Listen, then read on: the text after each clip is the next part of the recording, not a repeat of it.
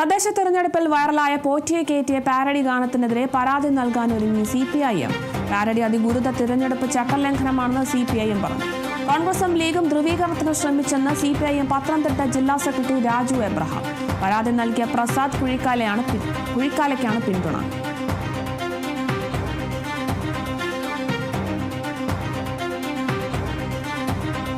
തദ്ദേശ തെരഞ്ഞെടുപ്പിൽ വൈറലായ പോറ്റിയെ കയറ്റിയ എന്ന പാരഡി ഗാനത്തിനെതിരെ പരാതി നൽകാൻ ഒരുങ്ങുകയാണ് CPIM.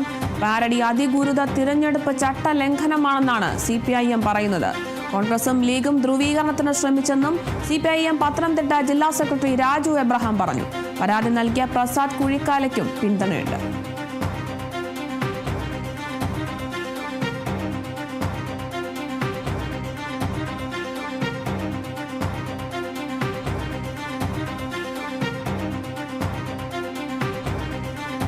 വൈറലായ പാരഡി ഗാനത്തിനെതിരെയാണ് ഇപ്പോൾ പരാതി നൽകാൻ CPIM ഒരുങ്ങിയിരിക്കുന്നത്. തദ്ദേശ തിരഞ്ഞെടുപ്പിലാണ് ഈ ഗാനം വൈറലായത്.